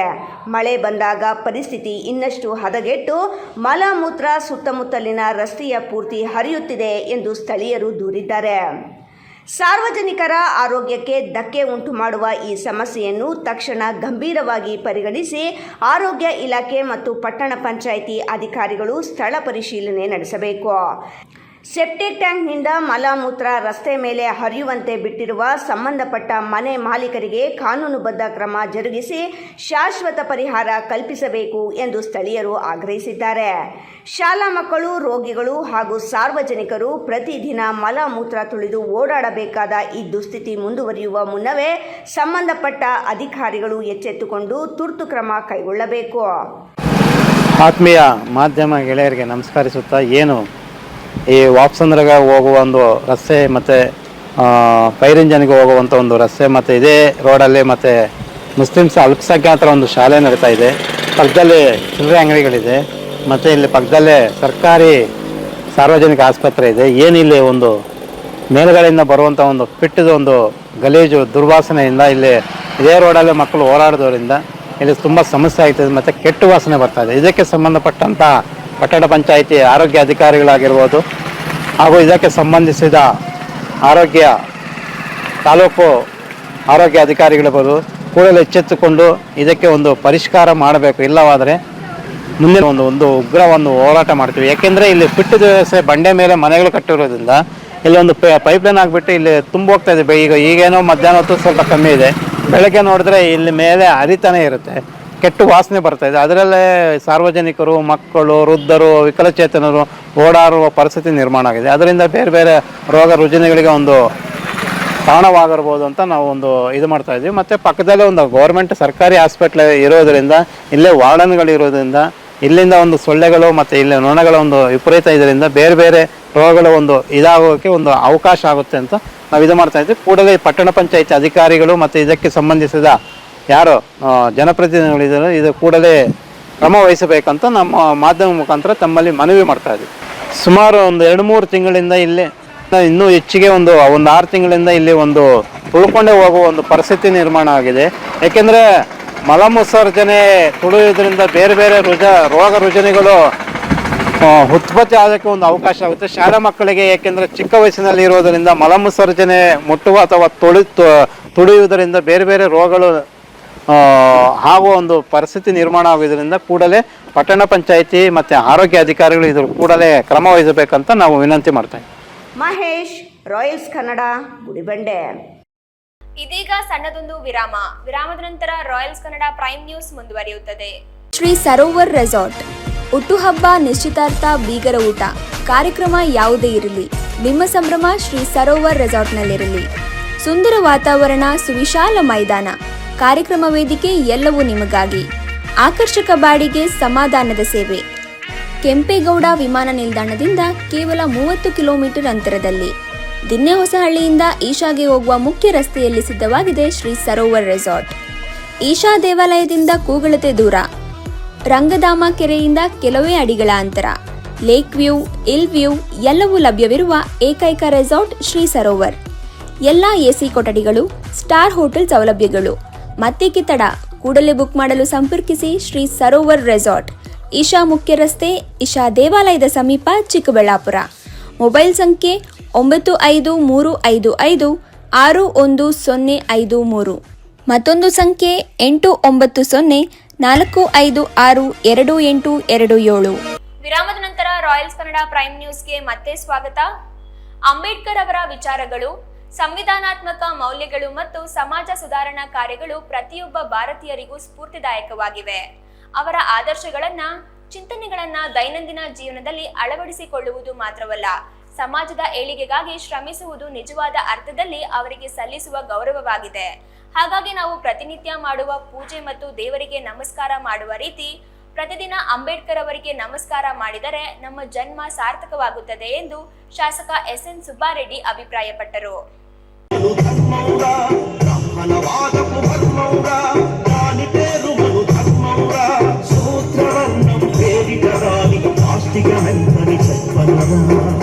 ಅಂಬೇಡ್ಕರ್ ಅವರ ವಿಚಾರಗಳು, ಸಂವಿಧಾನಾತ್ಮಕ ಮೌಲ್ಯಗಳು ಮತ್ತು ಸಮಾಜ ಸುಧಾರಣಾ ಕಾರ್ಯಗಳು ಪ್ರತಿಯೊಬ್ಬ ಭಾರತೀಯರಿಗೂ ಸ್ಫೂರ್ತಿದಾಯಕವಾಗಿವೆ. ಅವರ ಆದರ್ಶಗಳನ್ನು, ಚಿಂತನೆಗಳನ್ನು ದೈನಂದಿನ ಜೀವನದಲ್ಲಿ ಅಳವಡಿಸಿಕೊಳ್ಳುವುದು ಮತ್ತು ಸಮಾಜದ ಏಳಿಗೆಗೆ ಶ್ರಮಿಸುವುದು ನಿಜವಾದ ಅರ್ಥದಲ್ಲಿ ಅವರಿಗೆ ಸಲ್ಲಿಸುವ ಗೌರವವಾಗಿದೆ.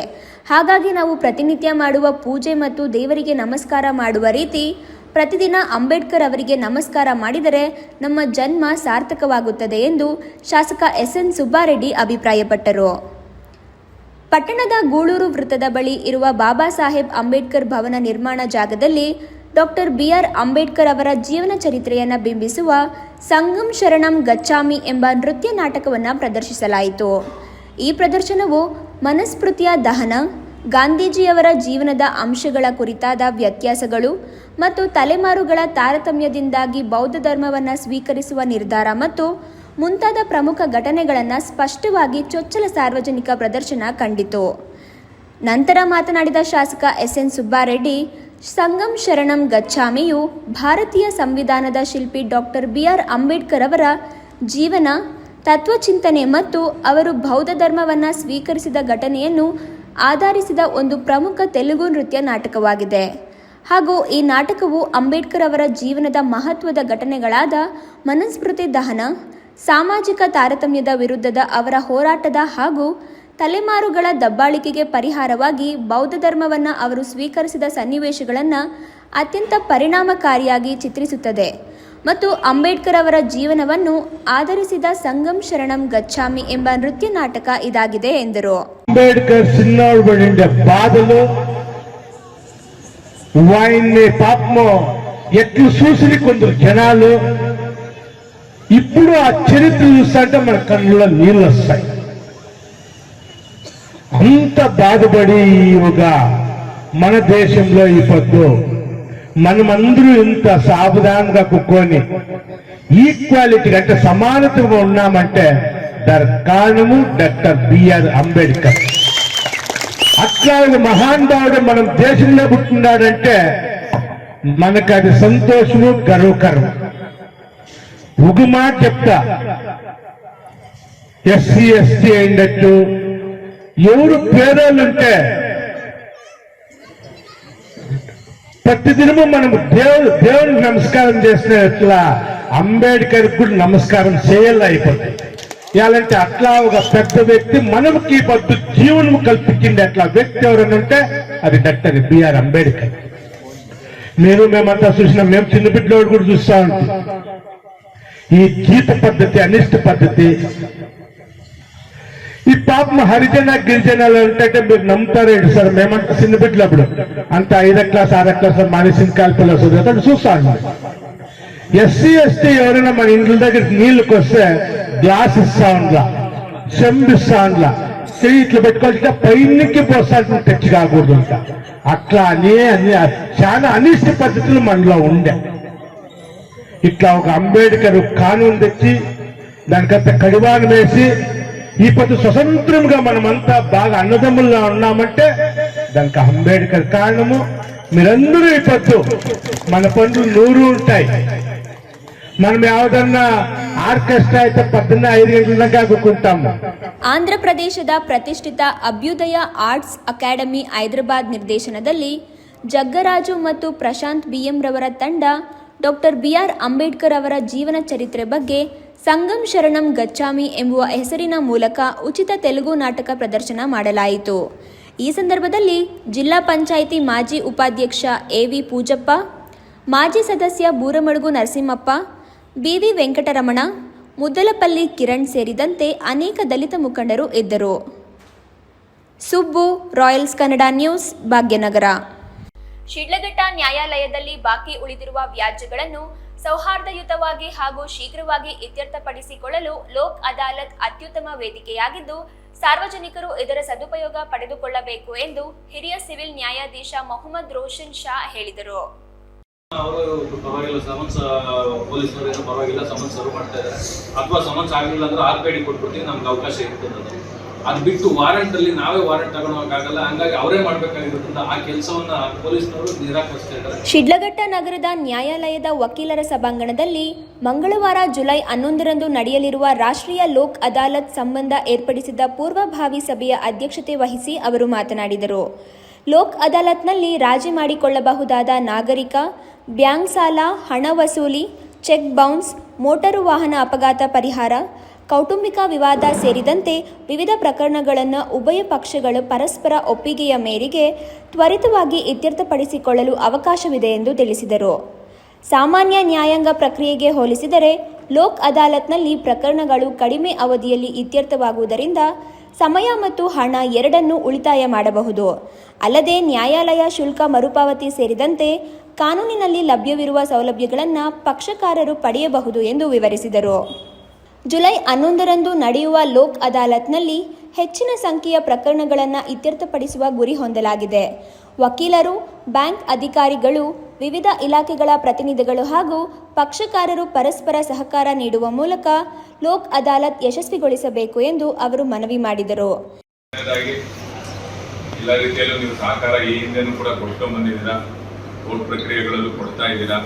ಮತ್ತೆ ನಾನು ಒಂದು ರಿಕ್ವೆಸ್ಟ್ ಮಾಡ್ತೀನಿ, ಓಲ್ಡ್ ಪ್ರಕರಣಗಳಲ್ಲಿ ದಯವಿಟ್ಟು ಸ್ವಲ್ಪ ಸಮಯಾವಕಾಶ ಕೇಳೋದನ್ನ ಕಡಿಮೆ ಮಾಡಿ, ಆದಷ್ಟು ನಿಮ್ದೇನಾದ್ರೂ ಬಾಕಿ ಉಳಿದಿದ್ರೆ ಕ್ರಾಸ್ ಮತ್ತು ಅಮೆಂಡ್ಮೆಂಟ್ಸ್ಗಳು ವಿತಿನ್ ಟೈಮಲ್ಲಿ ಗಮನದಲ್ಲಿ ಎದುರುಗಡೆಯವ್ರಿಗೆ ಬಿಟ್ಟರೆ ಒಂದಿಷ್ಟು ಕಾಸ್ಟ್ ಏನಾದರೂ ಹಾಕ್ಸ್ಕೊಂಡು ಅದನ್ನ ಅಲ್ಲಿಂದಲ್ಲೇ ಮುಗಿಸ್ಬಿಡಿ. ಎಲ್ಲ ಮುಗಿದು 4-5 ಡೇಟ್ ಆರ್ಗ್ಯುಮೆಂಟ್ ಹೋದ್ಮೇಲೆ ಮತ್ತೆ ಟೈಮ್ ಕೇಳಿ ಸ್ವಾಮಿ ಒಂದು ಹಾಕ್ತೀನಿ, ಮತ್ತೊಂದು ಉಳಿದ್ಬಿಟ್ಟಿದೆ, ಇನ್ನೊಬ್ಬನ ಸೇರಿಸ್ಬೇಕು ಪಾರ್ಟಿಗೆ, ಇನ್ನೊಬ್ಬನ ಪಾರ್ಟಿ ಸೇರಿಸೋದು ಒಂದೇ, ಹೊಸದಾಗಿ ಕೇಸ್ ಹಾಕೋದು ಒಂದೇ, ಆ ಹಂತ ಬಂದ್ಬಿಡುತ್ತೆ. ಈಗ ಪಾರ್ಟಿ ಅಂತೂ 1 ಡೇಟಿಗೆ ನೋಟಿಸ್ ಸಲುವಾಗಿ ಬರೋದಿಲ್ಲ. ಅವ್ನು ಬಂದ್ಮೇಲೆ 6 ತಿಂಗಳಾದ್ಮೇಲೆ ಮತ್ತೆ ಅವ್ನಿಗೊಂದು ಅವಕಾಶ ಕೊಡ್ಬೇಕಾದ್ರೆ ರಿಟರ್ನ್ ಸ್ಟೇಟ್ಮೆಂಟು, ಮತ್ತೆ ಅದ್ರ ಮೇಲೆ ಒಂದು ಅಡಿಷನಲ್ ಇಶ್ಯೂಸ್. ನೀವೇ ಯೋಚನೆ ಮಾಡಿ, ಆಗ್ಲೇ 8-10 ವರ್ಷ ಆಗಿರುತ್ತೆ ಕೇಸು. ಗೊತ್ತಿರುತ್ತೆ ಪಾರ್ಟಿಗೆ ಇನ್ನೊಬ್ಬ ಬಿಟ್ಟೋಗಿದ್ದಾನೆ, ಇನ್ನೊಬ್ಬ ಅವಶ್ಯಕತೆ ಇರುತ್ತೆ, ನೆಸೆಸರಿ ಪಾರ್ಟಿ ಅಂತ. ಅವನ್ನೆಲ್ಲ ಸ್ವಲ್ಪ ನೀವು ಗದ್ರಬಿಟ್ಟೆ ಮಾತಾಡ್ಬೇಕು ಕಕ್ಷಿದಾರ್ಗೆ. ನಿಮ್ಮಿಂದ ನಾವು ಬಯಸ್ಕೋಬೇಕಾಗುತ್ತಪ್ಪ ಕೋರ್ಟಲ್ಲಿ, ದಯವಿಟ್ಟು ಮೊದಲೇ ಇದ್ರೆ ಹೇಳ್ಬಿಡಿ. ಮತ್ತೇನೋ ಅಮೆಂಡ್ಮೆಂಟ್ಗಳು, ಯಾವುದೋ ಪ್ರಾಪರ್ಟಿಗಳು ಬಿಟ್ಟೋಗಿದ್ರೆ ವಿತಿನ್ ಟೈಮಲ್ಲಿ ಸಂಬಂಧಪಟ್ಟ ಅರ್ಜಿ ಹಾಕೊಂಡು ನೀವು ಸರಿಪಡಿಸ್ಕೊಬಿಡಿ. ಕೊನೆ ಹಂತದಲ್ಲಿ ಬರೋದ್ರಿಂದ ನಮಗೂ ಸ್ವಲ್ಪ ಬೇಸರ ಆಗುತ್ತೆ. ಓಲ್ಡ್ ಮ್ಯಾಟ್ರ್ ನಾವು ಓದಿಗೆ ತೊಗೊಂಡ್ಬಿಟ್ಟಿರ್ತೀವಿ ಕೈಗೆ. ಒಂದ್ಸಲ ಏನಿರುತ್ತೆ, ಈ ತಿಂಗಳಿಗೆ ಒಂದು ಪಾಯಿಂಟಿಗೂ ಆಗ್ಬಿಡುತ್ತಪ್ಪ, ಕೇಸ್ ಮುಗಿದೋಗುತ್ತೆ. ಆ ಹಂತದಲ್ಲಿ ಬಂದಾಗ ಸ್ವಲ್ಪ ಬೇಸರ ವ್ಯಕ್ತ ಆಗುತ್ತೆ. ನಾವು ಬೇಸರದಲ್ಲಿ ಹೇಳಬೇಕಾಗುತ್ತೆ. ಅವಕಾಶ ಆತನ ಮಾಡಿಸ್ಕೊಳ್ಬಿಡಿ. ಆದಷ್ಟು ಹಳೆ ಮ್ಯಾಟ್ರ್ಗಳನ್ನ ರಾಜಿ ಮೂಲಕ ಆದ್ರೂ ಸರಿ ಅಥವಾ ರೆಗ್ಯುಲರ್ ಪ್ರಕ್ರಿಯೆ ಮೂಲಕ ಆದ್ರೂ ಸರಿ ಅದನ್ನ ಮುಗಿಸಕ್ಕೆ ನಿಮ್ಮ ಸಹಕಾರ ಅತ್ಯಮೂಲ್ಯವಾಗಿದೆ. ಯಾಕೆಂದ್ರೆ ಪ್ರತಿ ಮೀಟಿಂಗಲ್ಲೂ ನಮಗೆ ಓಲ್ಡ್ ಮ್ಯಾಟ್ರ್ಗಳ ಬಗ್ಗೆನೇ ಜಾಸ್ತಿ ಕೇಳ್ತಾರೆ. ನಿಮ್ಮ ಸಹಕಾರ ಇಲ್ಲ ನಾವು ಅದು ಮಾಡ್ಲಿಕ್ಕೆ ಸಾಧ್ಯ ಇಲ್ಲ. ನಾವು ಖಂಡಿತ ಕೊಡೋದಿಲ್ಲ, ನಾವು ವಜಾ ಮಾಡ್ತೀವಿ, ನಾವು ಮತ್ತೊಂದು ಮಾಡ್ತೀವಿ, ನಿಮ್ಗೆ ಅವಕಾಶ ಇಲ್ಲ ಅಂತ ನಾವು ಹೇಳೋಕ್ಕೂ ನಮಗೂ ಮನಸ್ಸಿರೋದಿಲ್ಲ. ಹೇಳೋದು ಬೇಡ. ಎಷ್ಟು ಸಾಧ್ಯನೋ ನಾವು ವಿತಿನ್ ಟೈಮಲ್ಲಿ ಅವಕಾಶ ಕೊಡ್ತೀವಿ. ಬಟ್ ನೀವು ಸರಿಯಾದ ಸಮಯದಲ್ಲಿ ಸೂಕ್ತವಾದ ಅರ್ಜಿಗಳನ್ನ ಸಲ್ಲಿಸ್ಕೊಂಡು ಅದನ್ನು ಮುಗಿಸೋಕ್ಕೆ, ಅದನ್ನು ಆದಷ್ಟು ಪ್ರಕ್ರಿಯೆಗಳನ್ನ ಮುಕ್ತಾಯಗೊಳಿಸೋಕ್ಕೆ ಪ್ರಯತ್ನ ಮಾಡಿ. ಇದೇ ವೇಳೆಯಲ್ಲಿ ಅಂಚೆ ಇಲಾಖೆಯಿಂದ ದೊರೆಯುವ ಸೌಲಭ್ಯಗಳ ಕುರಿತು ಮತ್ತು ಅಂಚೆ ಇಲಾಖೆಯಲ್ಲಿ ಠೇವಣಿ ಖಾತೆಯನ್ನು ತೆರೆಯಬೇಕೆಂದು ಪೋಸ್ಟ್ ಮಾಸ್ಟರ್ ನರೇಶ್ ಮನವಿ ಮಾಡಿದರು. ಪ್ರಧಾನ ಸಿವಿಲ್ ನ್ಯಾಯಾಧೀಶೆ CS ಸುಕನ್ಯಾ, ಅಪರ ಸಿವಿಲ್ ನ್ಯಾಯಾಧೀಶೆ ಭಾವನಾ, ಸರ್ಕಾರಿ ಸಹಾಯಕ ಅಭಿಯೋಜಕರಾದ ರೂಪಾ, ಮೊಹಮ್ಮದ್ ಕ್ವಾಜಾ, ತಾಲೂಕು ವಕೀಲರ ಸಂಘದ ಅಧ್ಯಕ್ಷ ನಾರಾಯಣಸ್ವಾಮಿ, ಕಾರ್ಯದರ್ಶಿ CG ಭಾಸ್ಕರ್, ಹಿರಿಯ ವಕೀಲ M ಪಾಪಿರೆಡ್ಡಿ ಉಪಸ್ಥಿತರಿದ್ದರು. F Pasha, Royals Kannada news, Shidlaghatta. Bengaluru ಗ್ರಾಮಾಂತರ ಜಿಲ್ಲೆಯ ದೊಡ್ಡಬಳ್ಳಾಪುರ ನಗರ ಪೊಲೀಸ್ ಠಾಣೆ ವ್ಯಾಪ್ತಿಯಲ್ಲಿ ನಡೆದ ಕೊಲೆ ಪ್ರಕರಣದಲ್ಲಿ ಆರೋಪಿಗೆ ನ್ಯಾಯಾಲಯ ಜೀವಾವಧಿ ಶಿಕ್ಷೆಯನ್ನ ವಿಧಿಸಿದೆ. ಕೊಲೆಯಾದ ಎನ್ ಗಂಗಾಧರ್ ಆರೋಪಿ ಆನಂದನನ್ನು ಹೊಡೆಯುವ ಉದ್ದೇಶದಿಂದ ಮೊದಲೇ ಯೋಜನೆ ಮಾಡಿ ದೊಡ್ಡಬಳ್ಳಾಪುರ ನಗರದ ಕರೇನಹಳ್ಳಿ ವಾಸಿ ಪವನ್ ಕುಮಾರ್ ಅಲಿಯಾಸ್ ಪವನ್ ಅಲಿಯಾಸ್ ಬೆಂಕಿ ಎಂಬ ವ್ಯಕ್ತಿಯ ಜೊತೆ ರಾತ್ರಿ ಸುಮಾರು 9:15 ಗಂಟೆಗೆ ದೊಡ್ಡಬಳ್ಳಾಪುರದ ಪ್ರೀತಿ ವೈನ್ ಸರ್ಕಲ್ ಬಳಿಗೆ ಗಂಗಾಧರ ಬಂದಿದ್ದ. ಬಳಿಕ ಆನಂದನನ್ನ ಪವನ್ ಕುಮಾರನ ಮೂಲಕ ಕರೇನಹಳ್ಳಿ ಗ್ರಾಮಕ್ಕೆ ಹೋಗುವ 9ನೇ ಕ್ರಾಸ್ನ ಕಚ್ಚಾ ರಸ್ತೆಗೆ ಕರೆಸಿ ಗಂಗಾಧರ ಅಲಿಯಾಸ್ ದಾಸನು ಆರೋಪಿ ಆನಂದ್ ಅಲಿಯಾಸ್ ಕಬಾಬ್ ಆನಂದನಿಗೆ ಹೊಡೆಯಲು ಹೋದಾಗ ಆರೋಪಿ ಆನಂದ ಗಂಗಾಧರ ಕೈಯಲ್ಲಿದ್ದ ಮಚ್ಚನ್ನು ಕಿತ್ತುಕೊಂಡು ಗಂಗಾಧರ ಅಲಿಯಾಸ್ ದಾಸನ ಮೇಲೆ ಹಲ್ಲೆ ಮಾಡಿ ಕೊಲೆ ಮಾಡಿದ್ದಾನೆ. ಈ ವೇಳೆ ಗಲಾಟೆ ಬಿಡಿಸಲು ಬಂದ ಪವನ್ ಕುಮಾರನಿಗೂ ಸಹ ಆನಂದ್ ಹಲ್ಲೆ ಮಾಡಿ ಕೊಲೆ ಯತ್ನ ಮಾಡಿರುವ ಬಗ್ಗೆ ತನಿಖೆಯಲ್ಲಿ ದೃಢಪಟ್ಟ ಹಿನ್ನೆಲೆಯಲ್ಲಿ ತನಿಖಾಧಿಕಾರಿ ಪೊಲೀಸ್ ಇನ್ಸ್ಪೆಕ್ಟರ್ ಸಿದ್ದರಾಜು ಜಿ ಅವರು ನ್ಯಾಯಾಲಯಕ್ಕೆ ದೋಷಾರೋಪಣಾ ಪಟ್ಟಿಯನ್ನು ಸಲ್ಲಿಸಿದರು. ಈ ಪ್ರಕರಣವು ನ್ಯಾಯಾಲಯದಲ್ಲಿ ವಿಚಾರಣೆ ನಡೆದಿದ್ದು, ಪ್ರಕರಣದ ಆರೋಪಿ ಆನಂದ್ ಅಪರಾಧ ಎಸಗಿರುವುದು ಸಾಬೀತಾದ ಹಿನ್ನೆಲೆಯಲ್ಲಿ ಬೆಂಗಳೂರು ಗ್ರಾಮಾಂತರ ಜಿಲ್ಲೆಯ ದೊಡ್ಡಬಳ್ಳಾಪುರದ 4ನೇ ಅಪರ ಜಿಲ್ಲಾ ಮತ್ತು ಸತ್ರ ನ್ಯಾಯಾಲಯವು ಜೀವಾವಧಿ ಶಿಕ್ಷೆ ಹಾಗೂ 20,000 ರು ದಂಡ ವಿಧಿಸಿ ತೀರ್ಪು ನೀಡಿದೆ. ರಾಜ್ಯ ಅಲ್ಪಸಂಖ್ಯಾತರ ಅಭಿವೃದ್ಧಿ ನಿಗಮ KMDC ವತಿಯಿಂದ 2025-26ನೇ ಸಾಲಿನ ವಿವಿಧ ಸ್ವಯಂ ಉದ್ಯೋಗ ಯೋಜನೆಗಳಿಗೆ ಆಯ್ಕೆಯಾದ ಫಲಾನುಭವಿಗಳಿಗೆ ಮಂಜೂರಾತಿ ಪತ್ರ ವಿತರಣೆ ಕಾರ್ಯಕ್ರಮವು ಮಂಗಳವಾರ ತಾಲೂಕು ಪಂಚಾಯಿತಿ ಸಭಾಂಗಣದಲ್ಲಿ ನಡೆಯಿತು. ಕಾರ್ಯಕ್ರಮದಲ್ಲಿ ಶಾಸಕ BN ರವಿಕುಮಾರ್ ಫಲಾನುಭವಿಗಳಿಗೆ ಮಂಜೂರಾತಿ ಪತ್ರಗಳನ್ನು ವಿತರಿಸಿ ಮಾತನಾಡಿ, ಸರ್ಕಾರದ ಯೋಜನೆಗಳು ನಿಜವಾದ ಅರ್ಹ ಫಲಾನುಭವಿಗಳಿಗೆ ತಲುಪಬೇಕು ಎಂಬ ಉದ್ದೇಶದಿಂದ ಅಧಿಕಾರಿಗಳೊಂದಿಗೆ ನಿರಂತರ ಸಂಪರ್ಕದಲ್ಲಿದ್ದು, ಕ್ಷೇತ್ರದ ಸಮಸ್ಯೆಗಳನ್ನು ಸಂಬಂಧಿಸಿದ ಸಚಿವರ ಗಮನಕ್ಕೆ ಹಲವು ಬಾರಿ ತಂದ ಪರಿಣಾಮ ಹೆಚ್ಚಿನ ಅನುದಾನ ದೊರಕಿದೆ ಎಂದು ಹೇಳಿದರು. ಮುಸ್ಲಿಂ ಸಮುದಾಯದವರು, ವಿಶೇಷವಾಗಿ ರೇಷ್ಮೆ ನೂಲು ಬಿಚ್ಚಾಣಿಕೆ ಉದ್ಯಮದಲ್ಲಿ ತೊಡಗಿರುವವರು ಎದುರಿಸುತ್ತಿದ್ದ ಸಮಸ್ಯೆಗಳನ್ನು ಸರ್ಕಾರದ ಗಮನಕ್ಕೆ ತಂದ ಹಿನ್ನೆಲೆಯಲ್ಲಿ ರೇಷ್ಮೆ ನೂಲು ಬಿಚ್ಚಾಣಿಕೆ ಉದ್ಯೋಗ ಯೋಜನೆಯಡಿ 96 ಫಲಾನುಭವಿಗಳಿಗೆ 1,92,00,000 ಮಂಜೂರಾಗಿದೆ ಎಂದು ತಿಳಿಸಿದರು. ಇದರೊಂದಿಗೆ ಟ್ಯಾಕ್ಸಿ ಹಾಗೂ ಸರಕು ವಾಹನ ಖರೀದಿ ಯೋಜನೆಯಡಿ ಒಬ್ಬ ಫಲಾನುಭವಿಗೆ 3 ಲಕ್ಷ, ವೃತ್ತಿ ಪ್ರೋತ್ಸಾಹ ಯೋಜನೆಯಡಿ 2 ಫಲಾನುಭವಿಗಳಿಗೆ ಒಟ್ಟು 2 ಲಕ್ಷ ಹಾಗೂ ಶ್ರಮಶಕ್ತಿ ಯೋಜನೆಯಡಿ 3 ಫಲಾನುಭವಿಗಳಿಗೆ ಒಟ್ಟು 1.50 ಲಕ್ಷ ಮಂಜೂರಾತಿ ನೀಡಲಾಗಿದೆ. ಈ ಮೂಲಕ ಒಟ್ಟು 102 ಫಲಾನುಭವಿಗಳಿಗೆ 1,98,50,000 ಮೌಲ್ಯದ ವಿವಿಧ ಯೋಜನೆಗಳ ಮಂಜೂರಾತಿ ಪತ್ರಗಳನ್ನು ವಿತರಿಸಲಾಗಿದೆ ಎಂದು ಹೇಳಿದರು. ಇದೇ ಸಂದರ್ಭದಲ್ಲಿ ಕೆಎಂಡಿಸಿ ಡೆತ್ ಕೇಸ್ ಯೋಜನೆಯಡಿ ಸಾಲ ಪಡೆದು ಮೃತಪಟ್ಟ ಫಲಾನುಭವಿಗಳ ಕುಟುಂಬಗಳಿಗೆ ಸಾಲ ಮನ್ನಾ ಶಿಫಾರಸು ಆದೇಶ ಪತ್ರಗಳನ್ನು ವಿತರಿಸಲಾಯಿತು. ಶಫೀವುಲ್ಲಾ ಎಂ, ಖುರ್ಷಿದ್ ಉನ್ನೀಸಾ, ನದೀಂ ಪಾಷಾ, ಅಮೀರ್ ಖಾನ್, ಎನ್ ಬಕ್ಷು ಹಾಗೂ ಸೈಯದ್ ಅಶ್ವಾಕ್ ಅಹಮದ್ ಅವರ ಕುಟುಂಬಗಳಿಗೆ ಒಟ್ಟು 44,78,235 ರೂಪಾಯಿಗಳ ಸಾಲ ಮನ್ನಾ ಮಾಡಲಾಗಿದೆ. ಇದರಲ್ಲಿ 29,45,000 ರೂಪಾಯಿಗಳ ಮೂಲ ಸಾಲ ಹಾಗೂ 15,33,235 ರೂಪಾಯಿ ಬಡ್ಡಿ ಸೇರಿದೆ. ಕಾರ್ಯಕ್ರಮದಲ್ಲಿ ತಾಲೂಕು ಪಂಚಾಯಿತಿ ಕಾರ್ಯನಿರ್ವಹಣಾ ಅಧಿಕಾರಿ ಆರ್ ಹೇಮಾವತಿ, ಶಿಡ್ಲಘಟ್ಟ ರೀಲರ್ಸ್ ಸೊಸೈಟಿಯ ಅಧ್ಯಕ್ಷ ಜಿ ರೆಹಮಾನ್, ಶರೀಫ್, ನಗರಸಭೆಯ ಮಾಜಿ ಸದಸ್ಯ ಶಫೀವುಲ್ಲಾ, ಸಿಕಂದರ್, ಅತೀಕ್, ಫಾರೂಕ್ ಮುಖಂಡರು ಹಾಗೂ ಫಲಾನುಭವಿಗಳು ಉಪಸ್ಥಿತರಿದ್ದರು. ಶಿಡ್ಲಘಟ್ಟ ವಿಧಾನಸಭಾ ಕ್ಷೇತ್ರಕ್ಕೆ ಸಂಬಂಧಪಟ್ಟಂತೆ 2025-26ನೇ ಸಾಲಿನಲ್ಲಿ ನಮ್ಮ ಶಿಡ್ಲಘಟ್ಟ ವಿಧಾನಸಭೆ ಕ್ಷೇತ್ರಕ್ಕೆ ಬಂದಿರತಕ್ಕಂಥ ಹಲವಾರು ಯೋಜನೆಗಳನ್ನ ಇವತ್ತು ನಿಜವಾದ ಫಲಾನುಭವಿಗಳಿಗೆ ತಲುಪತಕ್ಕಂಥ ಒಂದು ಕಾರ್ಯಕ್ರಮ ಇವತ್ತು ನಾವು ಈ ಕ್ಷೇತ್ರದಲ್ಲಿ ಆಯೋಜನೆ ಮಾಡಿದ್ದೇವೆ.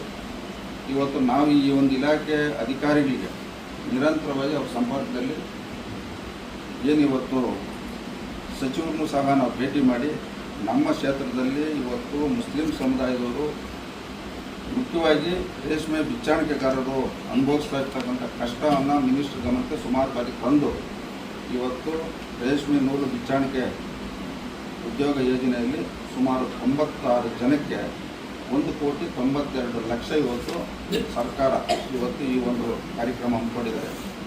ಈ ಒಂದು ಕಾರ್ಯಕ್ರಮದಲ್ಲಿ ನಾವು ಏನು ಆಯ್ಕೆ ಆಗಿದ್ರೋ ಈ ಒಂದು ಯೋಜನೆಯನ್ನು ಸದುಪಯೋಗ ಪಡಿಸ್ಕೊಬೇಕಂತ ತಮ್ಮಲ್ಲಿ ಮನವಿಯನ್ನು ಮಾಡ್ತಾ, ಅದೇ ರೀತಿ ಇವತ್ತು ಟ್ಯಾಕ್ಸಿ ಗೂಡ್ಸ್ ವಾಹನದ್ದು ಒಬ್ಬರು ಮತ್ತು ವೃತ್ತಿ ಪ್ರೋತ್ಸಾಹ ಯೋಜನೆಯಲ್ಲಿ 2 ಅಂದರೆ ಒಬ್ಬೊಬ್ಬರಿಗೆ 1 ಲಕ್ಷ ಪಡ್ತಕ್ಕಂಥದ್ದು. ಶ್ರಮಶಕ್ತಿ ಯೋಜನೆಯದು 3 ಜನ ಒಬ್ಬೊಬ್ಬರಿಗೆ 50,000 ಪಡ್ತಕ್ಕಂಥದ್ದು. ಒಟ್ಟು ನಮ್ಮ ಶಿಡ್ಲಘಟ್ಟ ವಿಧಾನಸಭಾ ಕ್ಷೇತ್ರದಲ್ಲಿ 102 ಜನ ಸುಮಾರು 1,98,50,000 ರೂಪಾಯಿ ಇವತ್ತು ರಾಜ್ಯ ಸರ್ಕಾರ ಏನಿವತ್ತು ಕರ್ನಾಟಕ ಅಲ್ಪಸಂಖ್ಯಾತರ ಅಭಿವೃದ್ಧಿ ನಿಗಮದಿಂದ ಈ ಕ್ಷೇತ್ರಕ್ಕೆ ಕೊಟ್ಟಿದ್ದಾರೆ. ಈ ಸಂದರ್ಭದಲ್ಲಿ ನಾನು ರಾಜ್ಯ ಸರ್ಕಾರಕ್ಕೆ ಈ ಕ್ಷೇತ್ರದ ಎಲ್ಲರ ಪರವಾಗಿ ನಾನು ಧನ್ಯವಾದಗಳನ್ನು ಹೇಳ್ತಾ, ಏನಿವತ್ತು ನಮ್ಮ ಶಿಡ್ಲಘಟ್ಟ ವಿಧಾನಸಭಾ ಕ್ಷೇತ್ರದಲ್ಲಿ ಮುಸ್ಲಿಂ ಸಮುದಾಯದವರು ಇವತ್ತು ಯಾವ ರೀತಿ ಕ್ಷೇತ್ರದಲ್ಲಿ ವಾಸ ಮಾಡ್ತಾ ಇದ್ದಾರೆ, ಅವ್ರು ಜೀವನ ಮಾಡ್ತಾ ಇದ್ದಾರೆ ಸಂಪೂರ್ಣವಾಗಿ ನನ್ನ ಮಾಹಿತಿ ಐತೆ. ಮುಂದೆ ಸರ್ಕಾರದಿಂದ ಬರ್ತಕ್ಕಂಥ ಯೋಜನೆಗಳನ್ನ ಇನ್ನೂ ಹೆಚ್ಚಿನ ರೀತಿಯಲ್ಲಿ ಈ ಕ್ಷೇತ್ರದ ನಮ್ಮ ಸ್ನೇಹಿತರಿಗೆ ಮತ್ತು ನಮ್ಮ ಮುಖಂಡರಿಗೆ ತರ್ತಕ್ಕಂಥ ಕೆಲಸ ನಾನು ಪ್ರಾಮಾಣಿಕತೆಯಿಂದ ಮಾಡ್ತೀನಿ ಅಂತ ಸಂದರ್ಭದಲ್ಲಿ ಹೇಳ್ತಾ, ಈ ಒಂದು ಸಂದರ್ಭದಲ್ಲಿ ಏನಿವತ್ತು ನಮ್ಮ ಮೈನಾರಿಟಿ ಡಿಪಾರ್ಟ್ಮೆಂಟ್ ಅಧಿಕಾರಿಗಳು ಸಹ ಬಂದಿದ್ದಾರೆ. ತಾವು ಸಹ ಇಲ್ಲಿ ಈ ಯೋಜನೆ ಪಡ್ತಕ್ಕಂಥದ್ದು ಪ್ರಾಮಾಣಿಕತೆಯಿಂದ ನಿಜವಾದ ಫಲಾನುಭವಿಗೆ ತಲುಪಿಸ್ತಕ್ಕಂಥ ಕೆಲಸ ಆಗಬೇಕು. ಸಾರ್ವಜನಿಕರಿಂದ ಯಾವುದೇ ಇಲಾಖೆ ಬಗ್ಗೆ ದೂರ ಬರಬಾರ್ದು. ನಾನು ಯಾರೂ ಉದ್ದೇಶಪೂರ್ವಕವಾಗಿ ತೊಂದರೆ ಕೊಡುವಂಥ ವ್ಯಕ್ತಿ ಅಲ್ಲ. ಇವತ್ತು ನಮ್ಮ ಒಂದು ಆಡಳಿತ ಅವಧಿಯಲ್ಲಿ, ನಮ್ಮ ಒಂದು ಅಧಿಕಾರ ಅವಧಿಯಲ್ಲಿ ಜನಕ್ಕೆ ಒಳ್ಳೆಯದಾಗಬೇಕು. ಇವತ್ತು ನಾವು ಈ ಕ್ಷೇತ್ರದಲ್ಲಿ ಶಿಕ್ಷಣ, ಆರೋಗ್ಯ ಸರ್ಕಾರದಿಂದ ಬರ್ತಕ್ಕಂಥ ಯೋಜನೆಗಳು ಇವತ್ತು ಅಭಿವೃದ್ಧಿಪಡಿಸ್ತಕ್ಕಂಥದ್ದಾಗ್ಬೋದು, ಜನಕ್ಕೆ ತಲುಪಿಸ್ತಕ್ಕಂಥದ್ದಾಗ್ಬೋದು. ಇವತ್ತು ಇದರಲ್ಲಿ ಗಂಗಾ ಕಲ್ಯಾಣ ಯೋಜನೆ ಇದು ಬಂದಿಲ್ಲ. ಅವ್ರನ್ನ ಕರೆಸಿ ನಾವು ಏನು ಸ್ಪೆಸಿಫಿಕ್ ಹೇಳ್ತೀರೋ ಮೆಟೀರಿಯಲ್ಲು, ಆ ಮೆಟೀರಿಯಲ್ ಬೋರ್ವೆಲ್ಸ್ದು ಸಂಬಂಧಪಟ್ಟಂತೆ ಕೊಡುವಂಥದ್ದು.